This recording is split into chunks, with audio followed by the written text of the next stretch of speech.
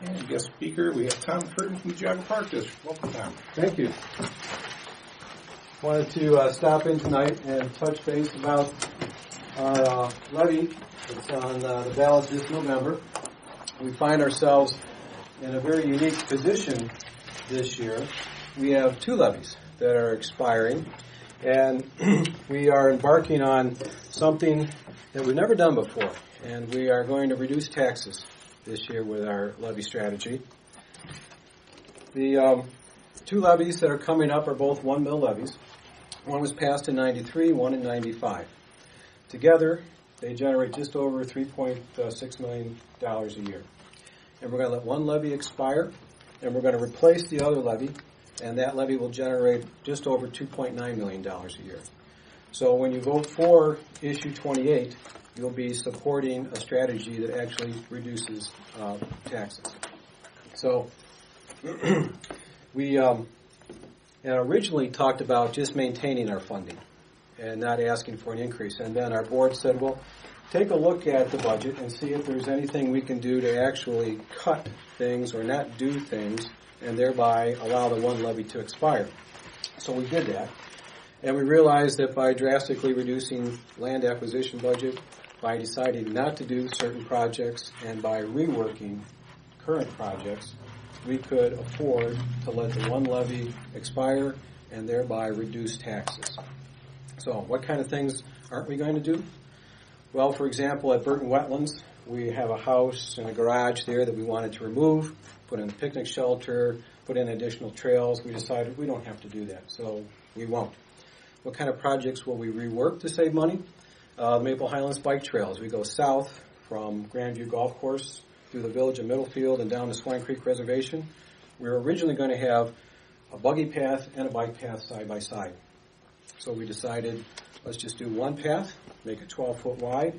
Rather than paving the bike path portion of it, we'll just use crushed limestone, so we can save a significant amount of money by doing that. So reducing land acquisition, reworking budgets, or reworking project budgets, and then not doing certain projects, we can allow the one levy to expire and reduce taxes. Any questions? Yes. Yes. Can you tell me why on Auditor Glia's website, Access Geauga, the indication of this levy is that it is a replacement levy, and as a result of this replacement levy, the actual collection will be $30 and some change, as opposed to $14 with the old levy. Well, replacement levies always generate more money than the original. Yes, they do. Because they're based upon different Current property valuation. values. Right. So when you go from a levy that's based upon 1993 property values to a levy based upon 2012, you will see an increase to that levy. Correct, but it actually will raise taxes as a result of being a replacement levy rather than being a renewal levy. How can you go from two levies that generate $3.6 million to one levy that generates $2.9 and claim that that's an increase? Well, is it true that come July how can you claim that's an increase? Right. As of July 2013, you still may be able to resurrect the 1993 levy? Well, even though it ends in 2012. If we were to fail in November, we could go back on in the spring. But that's the way it is with any levy. Okay. But the board's intent, no matter what happens, is to allow one levy to expire, replace the other, and reduce taxes to the homeowner. And it's very important that you all realize that. You will see letters to the editor that claim that there's actually a tax increase, which is false. You'll also see letters to the editor that talk about our carryover and how it's not set aside for anything. That, too, is false. We always have carryover so that we have enough money to cover our operating expenses the first quarter of the year and also to take care of maintenance and projects into the future. The carryover from 2012 to 2013 has been budgeted out between now and 2019 to take care of maintenance projects as well as capital improvement projects. So there's nothing extra about it. It has, in fact, been allocated for projects. So when you see letters to the editor that claim otherwise, that is false. Yes? Yes. Is it true, though? Isn't it true that the carryover, if you include the construction fund, The carryover as of January 1st, I believe, is $7 million. No. What is the carryover, including the construction Just fund? over $5 million.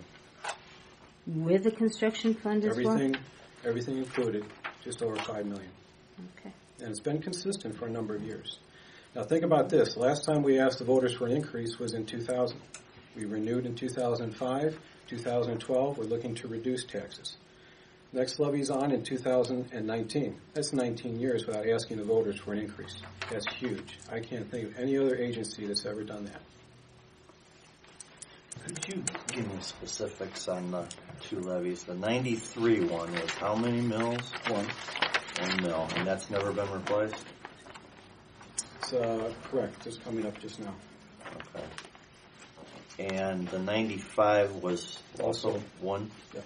And that was replaced in 2000? No. It was not replaced in 2000. So that was replaced in 2000 was a 1980 levy, I believe.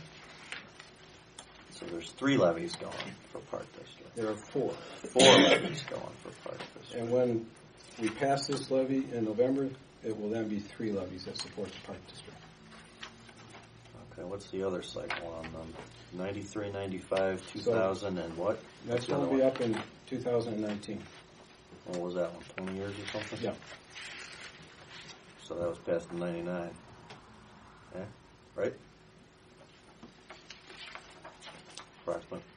Approximately. And these are all 1 mill levies. Well, there's a 7/10 in there. 7/10 in there. Right. Which one's that? Any idea? Well, what year? Yeah, which one? No. No. Well, actually, We keep track of this. In the yeah, no, that was year, actually that's the one that was renewed in 2005. Okay.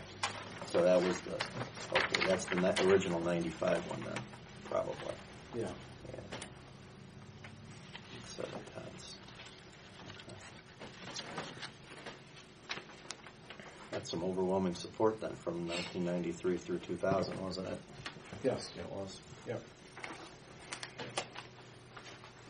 Any other questions? Okay. Thank you for your time.